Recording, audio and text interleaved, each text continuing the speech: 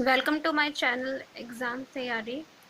आज मैं आपको सी टेट के सिलेबस का थर्ड टॉपिक वंशागम तथा वातावरण यानी हेरिडिटी एंड एनवायरनमेंट चैप्टर आपको समझाऊंगी पढ़ाऊंगी। तो इसमें दो चीज़ें हैं, एक है हेरिडिटी यानी वंशागम और दूसरा है हमारा वातावरण एनवायरनमेंट। जिस दोनों ही चीज़ों का बालक के जीवन में उसके डेवलपमेंट में बहुत ही इम्पोर्टेंट रोल है। तो दोनों टॉपिक को मैं एक एक करके समझाऊंगी अच्छे से। और ऐसा नहीं है कि सिर्फ बालक के लिए ही ये दोनों चीज़ें इंपॉर्टेंट है, वंशानुक्रम और वातावरण।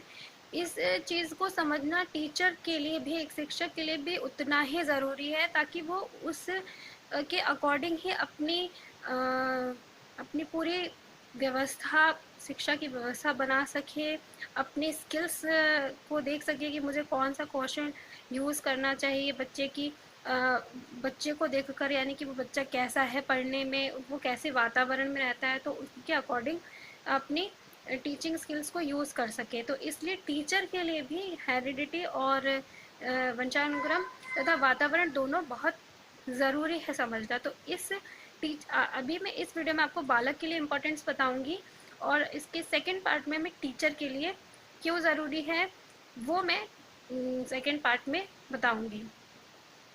तो आइए समझते हैं बालक पर वंशानुक्रम का प्रभाव, influence of heredity on child. बालक के व्यक्तित्व के प्रत्येक पहलू पर वंशानुक्रम का प्रभाव पड़ता है, यानी कि बालक का जो व्यक्तित्व होता है उसके हर एक पहलू पर वंशानुक्रम का प्रभाव पड़ता है। क्यों? क्योंकि वंशानुक्रम क्या है?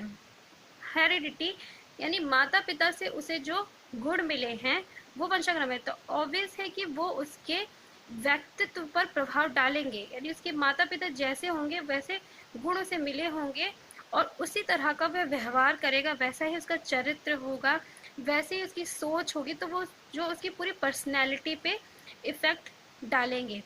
तो देखते हैं किन किन चीज़ों पर कैसे वंशानुक्रम का प्रभाव पड़ता है। सबसे पहला है शारीरिक लक्षणों पर प्रभाव। बालक के शारीरिक लक्षण उसके माता पिता के द्वारा प्रभावित होते हैं, यानी शारीरिक लक्षण जैसे लंबाई है, बच्चे की लंबाई कैसी है, या बच्चे की बाल कैसे हैं, आँख कैसे हैं, मस्तिष्क का डेवलपमेंट भी जो होता है वो बच्चे के काफ़ी माता पिता पे डिपेंड करता है, बुद्धि। उसके बाद ये जो शारीरिक लक्षण है, या फिर अगर किसी तरह की डिसेबिलिटी जो होती है वो बच्चे में के माता पिता में होती है, तो काफ़ी चांसेस होते हैं जो मतलब अगर हेरिडिटी यानी वंशानुक्रम के द्वारा जाने वाली कोई बीमारी है तो वो बच्चे में भी आ जाती है। तो इस तरह से शारीरिक लक्षण जो होते हैं वो माता पिता से ही बच्चे में मिलते हैं। यदि माता पिता की लंबाई कम या अधिक होती है तो उनके बच्चे की भी लंबाई कम या अधिक होती है। तो शारीरिक लक्षणों पर हेरिडिटी का प्रभाव पड़ता है। दूसरा, बुद्धि पर प्रभाव। मंद बुद्धि माता पिता की संतान मंद बुद्धि और तीव्र बुद्धि माता पिता की संतान तीव्र बुद्धि वाली होती है। बिल्कुल सही, मतलब 80 से 90% केसेस में ये चीज़ देखी गई है, लेकिन ऐसा नहीं कि हम इसको चेंज नहीं कर सकते हैं। लेकिन ये होता है कि जिन बच्चों के माता पिता जो होते हैं वो इंटेलिजेंट होते हैं, बुद्धिमान होते हैं, उनके बच्चे भी इंटेलिजेंट ही होते हैं। और जिन माता पिता जो मंद बुद्धि के होते हैं उनके बच्चे भी मंद बुद्धि के ही होते हैं। जैसे आपने अक्सर देखा होगा कि हाई पोस्ट पे जो भी माता पिता होते हैं उनके बच्चे भी पढ़ने में काफ़ी तेज होते हैं, हाँ, और अच्छी एजुकेशन में ही जाते हैं। और तो लेकिन ऐसा नहीं, अगर हम मंद बुद्धि माता पिता के बच्चे को भी अच्छा वातावरण दें, एक अच्छा एटमॉस्फेयर दें, अच्छी सुविधाएं दें शिक्षण की, तो वो भी मतलब इन सभी सुविधाओं का यूज़ करके अच्छा हो सकता है पढ़ने में, अपनी बुद्धि को बढ़ा सकता है।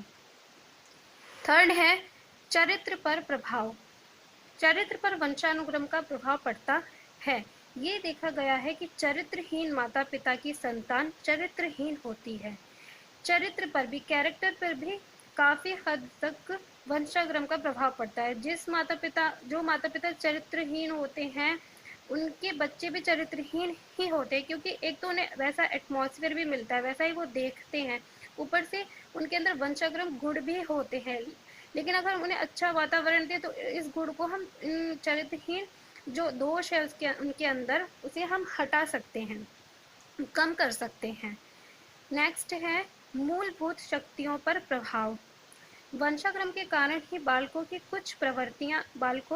कुछ प्रवृत्तियां प्राप्त होती हैं। प्रवृत्तियां यानी कि आदतें, बालकों में कुछ आदतें होती हैं। जैसे कुछ बच्चे जो होते हैं वो डरते हैं, सहमे से रहते हैं, कुछ बच्चे बहुत तेज होते हैं, शैतानी करते हैं, और मतलब इस तरह कुछ बच्चे जो होते हैं वो एकांत में रहना पसंद करते हैं, ग्रुप में उनको वो बोल नहीं पाते हैं, हिचकिचाहट होती है। तो ये सारी प्रवृत्तियां जो होती हैं बच्चों में वंशाक्रम के कारण ही मिलती हैं। कहीं ना कहीं उनके माता या पिता में ये गुण होते हैं जो उन्हें वंशाक्रम के द्वारा मिले होते हैं। तो जो वांछनीय तथा अवांछनीय दोनों प्रकार की हो सकती है, यानी अच्छी भी हो सकती हैं और बुरी भी हो सकती हैं। तो ये सारी गुण जो होते हैं वो भी उन्हें वंशाक्रम से ही मिलते हैं। कुछ बालकों को वंशाक्रम जनित विकार आ जाते हैं। कुछ बालकों में वंशानुक्रम के द्वारा कुछ विकार आ जाते हैं। ऐसे बालकों को सहानुभूति पूर्वक शिक्षा देनी चाहिए। बच्चों की क्षमताओं के अनुसार ही शिक्षण विधियों का चयन करना चाहिए। जी, ये भी बहुत इम्पॉर्टेंट पॉइंट है जो हम आगे स्पेशल तरह के बच्चों को कैसे पढ़ाना चाहिए उसमें हम सीखेंगे।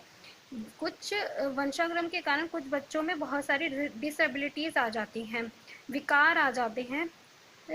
तो ऐसा नहीं कि इन बच्चों को शिक्षा नहीं देनी चाहिए, और ऐसे बालकों को स्पेशल तरह की सहानुभूति की ज़रूरत होती है, प्यार की ज़रूरत होती है। तो शिक्षकों को वो सहानुभूति बच्चे को देनी चाहिए और उनके लिए विशेष प्रकार की विधियों का, शिक्षण कौशलों का प्रयोग करना चाहिए, ताकि उन्हें पढ़ाई में किसी तरह की दिक्कत का सामना ना करना पड़े। तो ये 5 पॉइंट थे बालक पर वंशाक्रम का क्या क्या प्रभाव पड़ता है। अब नेक्स्ट हम देखते हैं कि बालक पर वातावरण का क्या प्रभाव पड़ता है। बालक पर वातावरण का प्रभाव, influence of environment on child. सबसे पहला है शारीरिक अंतर पर प्रभाव। बालक के शारीरिक विकास पर वातावरण का सीधा प्रभाव पड़ता है। उदाहरण के लिए जो जापानी अमेरिका में अनेक पीढ़ियों से निवास कर रहे हैं, उनकी लंबाई भौगोलिक वातावरण के कारण बढ़ गई है। तो क्या है, शारीरिक अंतर पर प्रभाव, यानी कि शरीर पर शारीरिक विकास पर भी वातावरण का बहुत प्रभाव पड़ता है। जैसे अगर हम कोई जैसे जापानी होते हैं, उनकी मोस्टली उनकी हाइट कम होती है, लेकिन ये देखा गया जब एक रिसर्च की गई उसमें पता चला कि जब बहुत सारे जापानी बहुत सारी पीढ़ियों से जब वो अमेरिका में रह रहे थे, उन्हें अच्छा वातावरण मिला तो उनकी लंबाई जो है वो बढ़ गई। इसी तरह अगर कोई बच्चा है वो उसको अगर ऐसे वातावरण में रह रहा है जहाँ उसके लिए अच्छा खाना नहीं है, अच्छी सुख सुविधाएं नहीं है, तो उसकी जो ग्रोथ होती है, फिजिकल ग्रोथ अच्छी नहीं हो पाती। लेकिन अगर हम उसे अच्छा वातावरण दें, सब सुविधाएं दें, उसको सारे पोषक तत्व मिलें, सही टाइम से मिलें, तो उसका शारीरिक विकास अच्छा होता है। तो शारीरिक विकास पर वातावरण का सीधा प्रभाव पड़ता है। दूसरा है मानसिक विकास पर प्रभाव। बालक को उचित सामाजिक और सांस्कृतिक वातावरण ना मिलने पर मानसिक विकास की गति धीमी हो जाती है। अगर मानसिक विकास यानी कि मेंटल डेवलपमेंट पर भी एनवायरनमेंट का, वातावरण का बहुत प्रभाव पड़ता है। जी हाँ, अगर कोई बच्चा है उसे अच्छा सामाजिक और सांस्कृतिक वातावरण नहीं मिल रहा है, यानी कि जहाँ अगर उसके माता पिता नहीं है, माता पिता उसे प्यार नहीं कर रहे, डांट रहे हैं, हर कोई उसे उसमें कमियां निकाल रहा है, सांस्कृतिक वातावरण यानी उसको अच्छी आदतें नहीं सिखाई जा रही हैं, या क्या गलत है क्या सही नहीं बताया जा रहा है, तो उसका मानसिक विकास जो होता है वो सही नहीं होता है। अगर वो चारों तरफ अपने लड़ाई झगड़ा और बुरी चीज़ें देखेगा तो वो उसी तरह का बनेगा, उसका मानसिक विकास उसी तरह का हो जाएगा, उसे कोई अच्छी चीज़ें बताने वाला नहीं होगा, वो समझ ही नहीं पाएगा क्या चीज़ सही है क्या गलत है। तो उसका मानसिक विकास उसी तरह का होगा जिस तरह की वो चीज़ें देख रहा होगा। तो मानसिक विकास पर वातावरण का बहुत ही गहरा प्रभाव पड़ता है। व्यक्तित्व पर प्रभाव। व्यक्ति के निर्माण में वंशानुक्रम की अपेक्षा वातावरण का अधिक प्रभाव पड़ता है। अगर हम कंपैरिजन करें वंशानुक्रम और वातावरण का, नेचर वर्सेस नर्चर का, तो उसमें दोनों का प्रभाव पड़ता है, उसमें कोई डाउट नहीं है। लेकिन ज़्यादातर देखा गया कि वातावरण का ज़्यादा प्रभाव पड़ता है वंशानुक्रम की तुलना में व्यक्ति के व्यक्तित्व पर, पर्सनैलिटी पे। उदाहरण के लिए कोई भी बालक उपर्युक्त वातावरण में रहकर अपने व्यक्तित्व का निर्माण कर के महान बन सकता है। यानी ज़रूरी नहीं है कि उसके माता पिता ही कोई महान हो या ऑफिसर हो, बड़ी पोस्ट पे हो, तभी उन्हीं का बच्चा जो होता है वो बड़ी पोस्ट पे जा सकता है या अपने जीवन में सफल हो सकता है।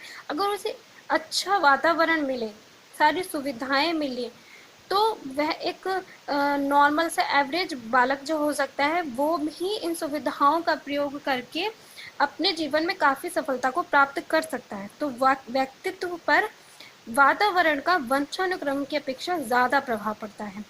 नेक्स्ट है बुद्धि पर प्रभाव। बुद्धि के विकास में वंशानुक्रम की अपेक्षा वातावरण का प्रभाव कहीं अधिक पड़ता है। सेम चीज़ यहाँ पे भी वही बोली गई है कि वंशानुक्रम की तुलना में वातावरण का प्रभाव अधिक होता है बुद्धि पर भी। यदि बालक को एक उचित वातावरण मिले जहाँ शिक्षा के लिए सभी सुविधाएं हो तथा अच्छे शिक्षक हो, तो बालक की बुद्धि का विकास भलीभांति किया जा सकता है। यानी ज़रूरी नहीं है कि अगर मंद बुद्धि माता पिता का जो बच्चा होगा, मोस्ट ऑफ द केसेस कि वो भी मंद बुद्धि का ही होगा या एवरेज बुद्धि का होगा, साधारण बुद्धि वाला होगा, तेज नहीं होगा। लेकिन अगर उसे सारी सुविधाएं दी गई, अच्छा शिक्षक दिया गया और अच्छे से उसको शिक्षण कौशल सभी अच्छे से उसके अकॉर्डिंग शिक्षण कौशलों का प्रयोग किया गया, तो वह बालक भी अपनी बुद्धि का विकास कर सकता है और अपने जीवन में सफलता को प्राप्त कर सकता है। नेक्स्ट है बालक पर बहुमुखी प्रभाव। वातावरण बालक के शारीरिक, मानसिक, सामाजिक, संवेगात्मक आदि सभी अंगों पर प्रभाव डालता है। यानी कि जैसा जो वंशानुक्रम होता है, यानी हेरिडिटी है, वो शारीरिक और मानसिक बुद्धि का उससे ज़्यादा संबंध है। लेकिन वातावरण जो है वो बहुत सारी चीज़ों पर प्रभाव डालता है, जैसे शारीरिक पे भी, मानसिक पे भी, सामाजिक पे भी और संवेगात्मक पर भी, यानी इमोशंस पर भी वातावरण का प्रभाव पड़ता है। तो इस तरह से वातावरण काफ़ी व्यापक हो गया। ये था बालक पर बहुमुखी प्रभाव। किसका बहुमुखी प्रभाव है? वातावरण का। नेक्स्ट है जुड़वा बच्चों पर प्रभाव। जुड़वा बच्चों के शारीरिक लक्षणों, मानसिक शक्तियों और शैक्षिक योग्यताओं में अत्यधिक समानता होती है। किसकी वजह से? वंशानुक्रम की वजह से। वो एक जैसे होते हैं, उनके मानसिक शक्तियाँ भी लगभग एक जैसी होती है, शारीरिक लक्षण भी एक जैसे ही होते हैं। यदि जुड़वा बच्चों को अलग अलग वातावरण में रखा जाए तो उनके व्यवहार, बुद्धि में अंतर देखा जा सकता है। यानी अगर हम दो जुड़वा बच्चों को अलग अलग जगह पे रख दें तो उनके व्यवहार और बुद्धि में अंतर आ जाता है। तो इससे क्या दिख रहा है कि वंशानुक्रम से ज़्यादा वातावरण का एक बालक के विकास में प्रभाव पड़ता है। उदाहरण के लिए, यदि जुड़वा बालकों में से एक को गांव में तथा दूसरे को शहर में रखा गांव का बच्चा अशिष्ट, चिंताग्रस्त और कम बुद्धिमान था, उसके विपरीत शहर का बच्चा शिष्ट, चिंता मुक्त और अधिक बुद्धिमान था। ये एक रिसर्च की गई जिसमें एक बच्चे को गांव में और एक बच्चे को शहर में रखा। तो गांव में क्या हुआ, बच्चा अशिष्ट हो गया क्योंकि इतना माता पिता ने कुछ ध्यान नहीं दिया, कि मैनर्स नहीं सिखाई कि तुम्हें ऐसे बैठना है, ऐसे बोलना है। चिंताग्रस्त हो गया क्योंकि उसके पास बहुत सारी सुविधाएं नहीं थी, तो उसे चिंता थी, ये मैं कैसे करूँगा, ये कैसे प्राप्त करूँगा। कम बुद्धिमान रहा वो। उसको बुद्धिमान का भी वही है कि उसको सुविधाएं नहीं मिली, अच्छे स्कूल में जाने के लिए नहीं मिला, ट्यूटर नहीं मिले अच्छे। तो इसके विपरीत शहर वाला जो बच्चा था उसके पास सारी सुविधाएं थी, उसको मैनर्स सिखाए गए, उसके पास सारी चीज़ें थी, तो उसे किसी चीज़ की टेंशन भी नहीं थी और सारी सुविधाएं थी, अच्छा स्कूल प्रोवाइड किया गया, अच्छे टीचर्स मिले, तो वो बुद्धिमान भी हो गया। तो क्या दिखा कि दो जुड़वा बच्चे, लेकिन उनको वातावरण अलग अलग मिला, तो उनका जो विकास था वो भी अलग अलग तरह से हुआ, प्रभावित हुआ। तो सीधा सीधा वातावरण का प्रभाव बच्चे के विकास पर होता है। लास्ट है अनाथ बच्चों पर प्रभाव। समाज कल्याण केंद्रों में अनाथ बच्चों को अच्छी विधि से पाला जाता है, अच्छे वातावरण में रखा जाता है, जिससे के कारण वे बड़े होकर अच्छे व्यक्ति बन जाते हैं। यानी कि ऐसा नहीं है कि अनाथ बच्चे जो होते हैं वो अपनी लाइफ में कुछ कर नहीं सकते हैं क्योंकि उनके पास माता पिता नहीं हैं, लेकिन अगर उन्हें समाज कल्याण में रखा जाता है और उन्हें अच्छी सुविधाएं दी जाती है, अच्छा वातावरण दिया जाता है, अच्छे से अच्छे मैनर्स सिखाए जाते हैं, दूसरों की मदद करना सिखाया जाता है, अच्छी पढ़ाई की सुविधाएं दी जाती है, तो वो भी बड़े होकर अच्छे व्यक्ति बन सकते हैं। तो इस प्रकार आपने देखा कि बच्चे के एक बालक के विकास में वातावरण और वंशागम दोनों का बहुत ही अधिक प्रभाव पड़ता है। ये सारे पॉइंट्स बहुत इंपॉर्टेंट है और इनसे कोई डायरेक्ट क्वेश्चन नहीं आता है। मोस्टली आपके सामने ऐसे कंडीशंस होंगी कि ऐसा ऐसा बच्चा है, उसके पास ये सुविधा नहीं है, तो उसे आप कैसे पढ़ाएंगे, किस विधि का प्रयोग करेंगे, इस तरह के क्वेश्चन आते हैं। तो उसके लिए आपको ज़रूरी है ये समझना कि किस तरह से वातावरण और वंशानुक्रम बच्चे के डेवलपमेंट को प्रभावित करता है। तो उस नज़रिए से ये दोनों टॉपिक बहुत ही इम्पॉर्टेंट है। आई होप कि आपको ये समझ में आए हो, और कोई भी आपकी क्वेरी हो तो आप कमेंट सेक्शन में मुझे बता सकते हैं। इसके सेकंड पार्ट में मैं आपको टीचर के लिए वातावरण और वंशानुक्रम का क्या इम्पोर्टेंस है, क्या वो मैं आपको समझाऊंगी। और तब तक के लिए आप मेरे वीडियो को, अगर आपको अच्छा लगा तो इसे लाइक कीजिए, मेरे चैनल को सब्सक्राइब कीजिए, और तब तक के लिए bye bye, good luck, take care.